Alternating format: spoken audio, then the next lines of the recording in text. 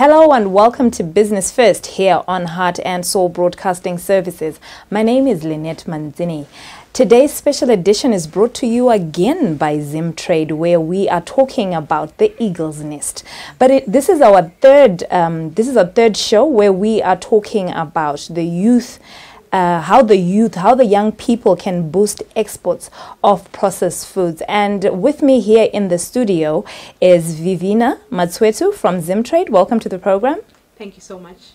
I have Tracy Mapfumo. She is a contestant in the Eagle's Nest. Welcome to the program. Thank you very much. And joining us live from Bulawayo is Faith Manyunyire. She is also a contestant. Welcome to the program. Joining us from Kwekwe, my apologies, from Kwekwe. Thank you. Yes, so let's get right into it. I'm going to begin with you, Vivina. Tell us a bit about Zim Trade. We don't want to assume that everybody knows what Zim Trade is about. And just a bit about Zim Trade and then quickly into the Eagle's Nest. All right, no problem. Thank you so much, Lynette. So Zim Trade is the National Trade Development and Promotion Agency of Zimbabwe. Our work is focused on four major pillars, which is market intelligence, export development, export promotion, as well as lobbying and advocacy. So I'll start with market intelligence. Basically what we do is we go into the markets outside of Zimbabwe, find out the opportunities that are available for Zimbabwean products. We carry out surveys and we've got market pointer reports that we can give to would-be exporters so that they have a feel of what it is that they can do in the markets that are outside Zimbabwe. And then when it comes to export development, we build the capacity of would-be exporters. So we start from ground zero up to a point where an organization can actually export out of the country. So as you see, we're doing Eagle's Nest. This is to capacitate the youth in Zimbabwe. And then we've got export promotion. So this is the part where we're taking companies to various countries, for example, the UK for trade shows, etc. And then finally, lobbying and advocacy. So basically there we're focusing on ease of doing export business. So any areas in which we can assist exporters to allow them to export their wares easier, we try as much as we can to become a part of that process. The Eagle's Nest program, it's like I said earlier, it's a youth capacity building program where we are saying, look, the focus has been on big organizations, but Zimbabwe's population is mostly the youth. I'm sure you know the figures. So the focus has been to develop the youth to be able to look at the bigger picture. Let's stop focusing on just Zimbabwe as an economy, but they can also develop products that they can export outside of the country. So that's what we're doing with Eagle's Nest. We sent out a call for the applications. We received some applicants, over 200. We took them down to about 100. They went through the first phase. So now currently we're working towards the third phase, where we then have 10 individuals who we will, as Zim Trade, then develop a little bit further for them to be able to export. Okay, thank you very much. Let's move on to Tracy. Tracy, you are a contestant in the Eagle's Nest. Tell us a bit about yourself and your organization. Okay. I'm a founder of Any Streets, and Any Streets is a company, I don't want to call it small, so it's a company that specializes in seed-based healthy snacks. So these are energy bars or snack bars or even bowls, seed butter. So that's what we specialize in, and we target health-conscious consumers, mostly upmarket, urban health-conscious. And these could be people with allergies, gluten intolerant, celiac disease, nut allergies. I don't know about health conscious, but I'm looking forward to tasting some of those bars. Coming to you, Faith, tell us a bit about yourself and your organization. All right. Golden Hearts Development Trust is an organization where we're working on value addition of certain products, indigenous products. We have cassava flour and we also have avocado coffee. So mainly we're focusing on value addition. Okay, that's perfect. So I'm going to come to you, Vivian. Tell us some of the processed foods that we're currently exporting as a nation and how that is adding value to the economy. Okay, so I'll start with answering your last question first. Processed foods has been one of the fastest growing sectors in Zimbabwe. Last year alone, the sector grew by 17% from 2019 to 2020. The major exported products from processed foods are sugar, fruit juices as well as pastry products. The support that the sector receives from agriculture alone, Zimbabwe was the breadbasket of the region. So it allows us to have products that have great quality, great tasting, they're natural, and by that, they are in demand in the region. Okay, and give us a picture of the export statistics regarding food processing. How much does processed foods, contribute to exports in Zimbabwe? Okay, so processed foods as a sector, I can give you from last year, contributed about 2.6% to total export products. Number 1 and 2 being tobacco and minerals. So horticulture and processed foods are neck and neck. Naturally, horticulture is what we then value add to then get our processed foods and then to export out of the country. So the contribution was about 2.6%, and that translates to about 115 million. Nice. Let's come to you, Tracy. Tell us a bit about your operations as Ennis Foods. Yes, Ennis Treats, my apologies. Tell us about the challenges that you have faced as a young food producer. Yes. Okay, thank you for that. So I would say the major challenge is on quality of our raw ingredients. It is an advantage that we get our key ingredients locally. We procure our seeds from small-scale farmers who are in the driest parts of the country. So these seeds include sesame seed, sunflower seed. So with sesame seed, it's quite tiny, and there hasn't been much that has been done in terms of commercializing it in Zimbabwe. It's only now that more focus is diverted to sesame seed.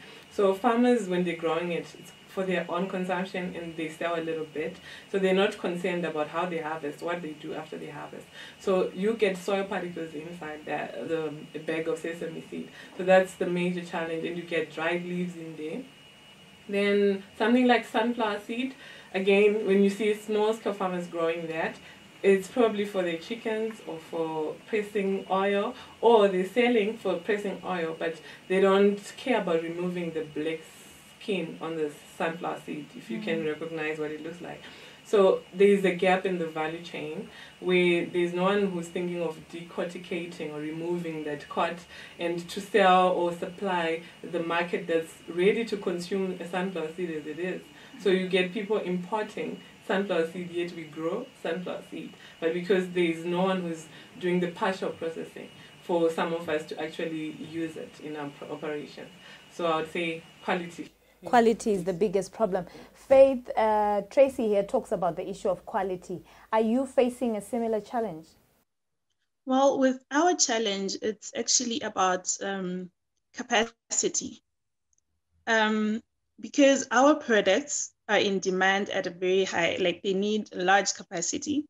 And also, yes, quality to some extent, because there's some certain machineries that are needed to make our products finer and to produce high quality products. So yeah, to some extent, quality and capacity are our major challenges.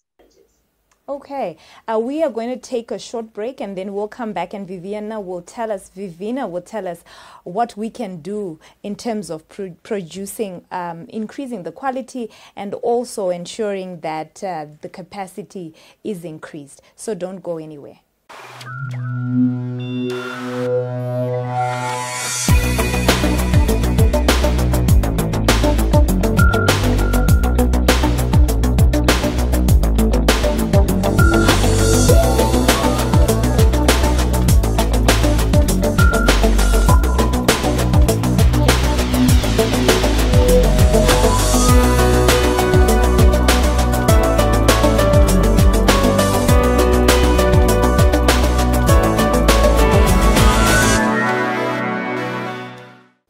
In case you're just joining us, you are tuned into Business First here on Heart and Soul Broadcasting Services.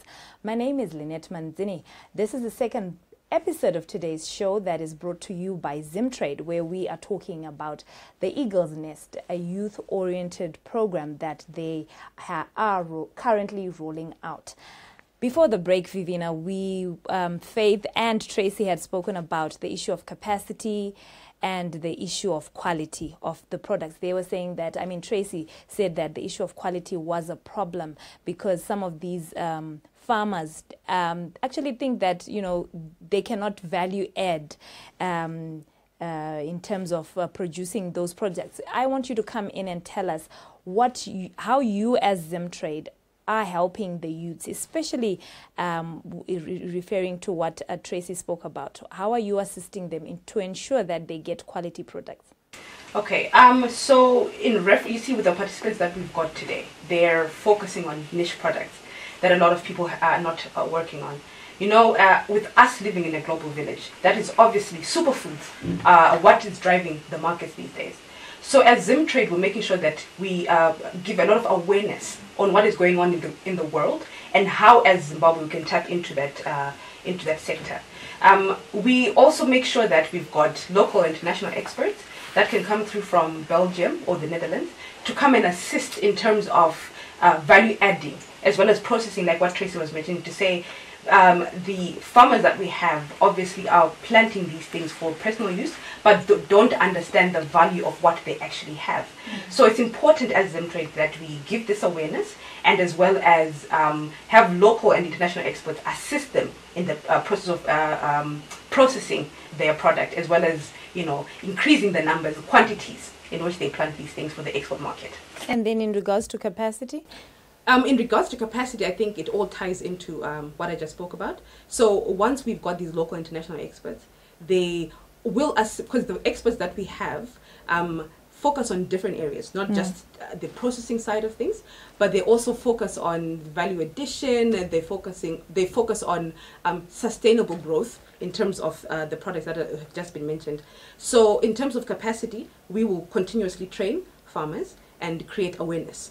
Okay, so it's not just for the youths, but farmers in general. Farmers in general, yes. Okay. Tracy, you spoke about the issue of quality earlier on.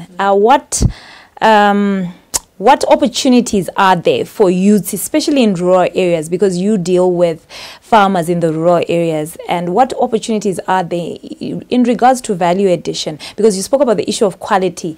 These farmers are just growing these products, but they don't even care to ensure that the quality is of a good grade, and people end up importing what we're already producing here in this country.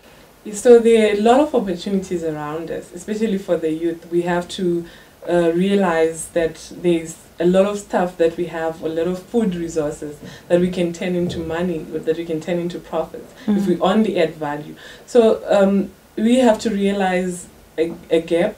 So if I'm talking about sunflower seed, like I said, if there is an engineer somewhere, a youth engineer, then they can think of making a decorticator. If there is an engineer somewhere, they can think of making a processing machine which can sieve sesame seed. If there's a plant breeder somewhere, they can think of breeding the highest quality, good color of sesame seed or something like that. Even our wild fruits, you can add value to it. I was interested just a week ago. I was in region 4 and 5. So I met a farmer who dried what we call matufu or wild medlar. I've always been thinking of using that instead of dates, because we import dates, but when you eat a dried wild medlar, it tastes like a date, and we have plenty of those. When it's the season, no one knows what to do with it. So we have to realize potential in what we have around us. I hope next time you go to Region 4 and Region 5, you'll bring us some of those so that we can get to test that. But you spoke about the engineers, but what about the farmers themselves? How can they add value, to the products that you are producing? And have you managed to speak to some, to tell them to improve the quality of the product? Yeah, I'm constantly doing that, but for it to work, it has to be an outgrowers program where these farmers are trained before they even plant. So they know what they're doing. When they harvest, they know that you don't take the sesame seed or even finger millet and you do your own winnowing, your own threshing wherever, on stones, on slabs, where you get those grittiness. So I would say farmers need that, they need that information, they need that knowledge before they even plant, before they plan to plant, so or to whatever they're going to harvest. So even the portion they're going to grow, sesame seed, if they are going for themselves, they just they have their own 2 lines and they're done. But then when you're saying, you know what, you're going to sell to me, then we are contracting them. And they can dedicate an acre or a hectare for that. And they're putting more effort in growing that. In the post-harvest process, then they know what they're doing and what the intended use is. When they're selling for oil, they might not be as careful as when they're selling for food grade, where someone's just going to directly consume that certain crop. Yeah. So I would say farmers need to be organized in terms of the knowledge they need before the planting season. Indeed. I mean, you need enough information so that you know exactly what the market requires. We cannot be crying about unemployment when we have all these opportunities to add value. Let me come to you, Faith. You spoke about the issue of capacity, specifically focusing on the cassava flour. Tell us what exactly needs to be done. All right, so there is a lot of concern about engaging youth, especially in agriculture, in many ways. Young people are not very much interested in continuing in agriculture.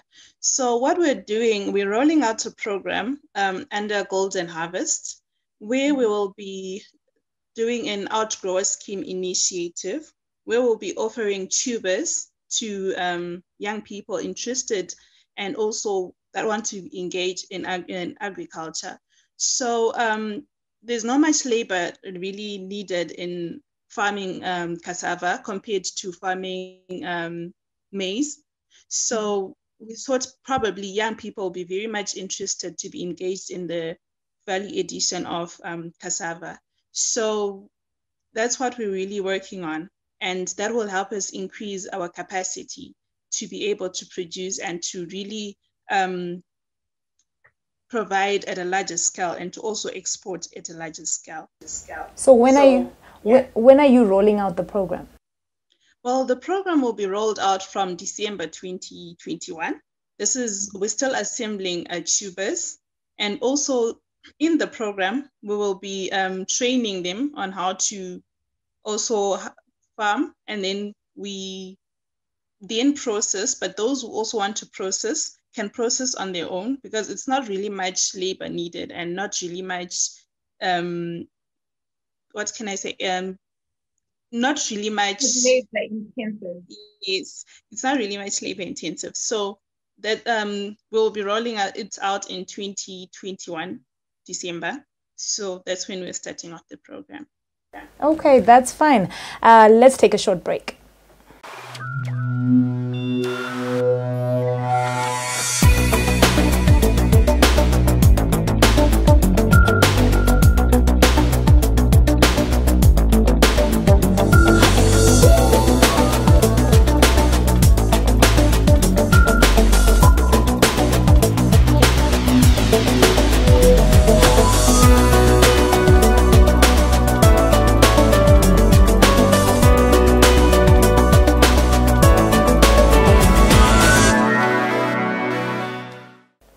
In case you're just joining us, you are tuned into Business First here on Heart and Soul Broadcasting Services.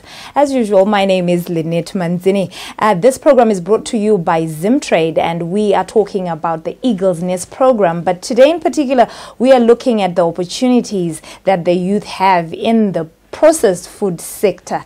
And right before the break, you were telling us, Faith, about the program you're going to be rolling out in December. But I want to talk about the avocado coffee. I mean, avocado is something that we have in abundance in this country. I'm just wondering how you came up with this idea to produce avocado. Tell us a bit about that.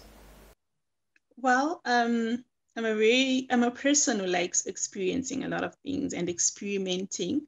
So with avocado coffee, we're mainly deriving it from the seeds. This is where we're taking our avocado coffee from. So this is something that when you take your avocado, you throw it away, and then we make profit out of it. So yeah, we're also producing this avocado, and not we don't need to farm it because already in Zimbabwe we have so many avocado fields, especially in in Mutare and in Watomba and in Nyanga. So this is where we're also taking our seeds from, especially from those who throw away their seeds. So in that also we're buying it from people who have seeds. So if anyone has seeds, they can come to us. We're buying it at a cost of 10 cents per kg.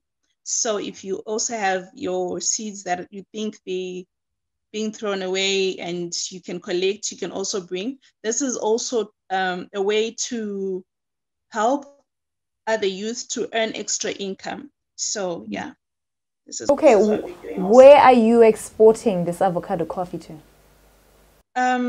From our research, we noted that avocado coffee is in demand in China and also in Germany, because especially Germany, they very much into coffee and they love their coffees. So this is our target markets, China and Germany. Tell me a bit about the competition that exists. I mean, this is international stage. You're not just looking at Zimbabwe here. How has, tell us a bit about the competition that you've experienced on the market. Well, in China and in Germany, there are not much avocados, especially in Germany. We also they're also exporters of avocados from Zimbabwe to Germany. So the competition is really less because avocados are actually in demand from that side. They're not growing the avocados. So as in China, yes, there is tight competition because they're also processors of avocado coffee. It's also being processed there.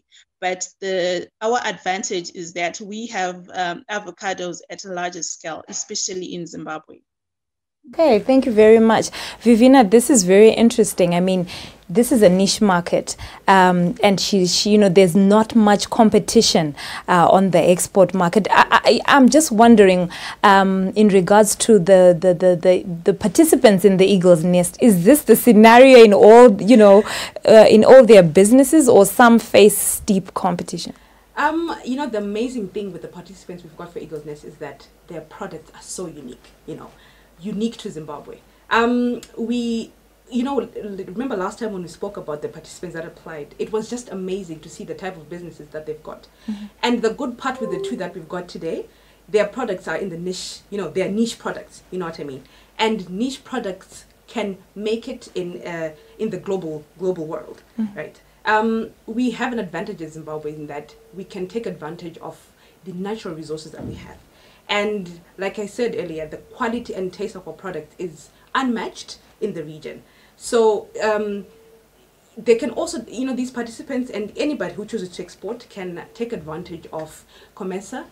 They can also take advantage of the SADC trade protocols, and as well as the African Free Trade Continental Area that has been recently launched. Mm. It's a good platform to launch these unique products that we now have in Zimbabwe to get onto the export market. Potential markets, amazing, she mentioned them, EU and Asia. So these are the areas to be focusing on in terms of the superfoods, that we have in abundance in Zimbabwe. I am certainly inspired. I'm sitting with young ladies here who are doing very good work. I mean, putting the country's name on the map with good quality products. But Tracy, I want to find out, since you joined, you're a contestant in the Eagle's Nest. Tell us how your experience has been so far. I would say this has been an eye-opening experience, because when I started the business, I was just very short-sighted. All I wanted to do was sell in Harare, but now I'm realizing I've got so much potential to even export. So that boosted my confidence, and it actually changed the way I plan, or the business, or as a team with my team members, how we do things, that we've got a target. We are future exporters. So even when we are working on improving our packaging, it has to be export standard. So everything we do now is now export oriented. And thanks to Zimtrade for training us, for opening our eyes. Nice. And you, Faith, your experience so far with the Eagle's Nest? Well, like she said, it has been an eye-opener, and it has helped us to realize that our products are actually important, not only in Zimbabwe, but in the world as a whole. And the lucky thing, especially with our product, is that it's in demand because of its especially the avocado coffee, because of the health benefits, especially in this pandemic time. You know, it boosts the immune system, and Zimtrade has helped us realize the importance of our products, especially in this pandemic time. So yeah, it has been an eye-opener, and especially the trainings that we have been doing under the Eagle's Nest. It has helped us to advance our packaging. It has helped us to advance the way we actually value our products. And yeah, that's what Zimtrade has done for us. Do you sell that avocado coffee here in Zimbabwe? Yes, we're selling it. We're selling it here in Zimbabwe. And in case there's somebody listening today, where can they get it? Because I'm one of those people, I'm really interested already. All right, you can give me a call on 0782 639 765. We are based in Kwekwe and in Midlands. So as for the courier, we work on that, and it's not an issue. We deliver wherever you are. Okay, Tracy, how can people get in touch with you if they want your product? Okay, we supply several shops, but then they can go to our social media pages, Instagram, Facebook, and Twitter, Any Streets, and on our website, www.anystreets.co.zw. And they can give us a call, 0775 326 089. Okay, Vivina, we are coming to you now. There could be youths listening to this. They are youths listening to this program, and you know they want to be a part of the Eagle's Nest. I mean, they've heard all these the experiences of these young ladies. When is the next Eagle's Nest call? Okay, so we are closing off current year in June of 2021, and then in July we are going to send out a call for applications for a new group. So the youth must pay attention to our Twitter page, our Facebook page. Anywhere where they can find Zimtrade, they'll get the information on when we're starting our new year. Thank you very much. You're Thank you very much, Tracy, for joining me, and thank you, Faith, for joining me as well. So pay attention to the Zimtrade social media handles, because that's where the calls are coming. That's where they're sending in their calls. So this was an interesting discussion. Thank you very much, ladies. And until next time, my name is Lynette Manzini. Goodbye.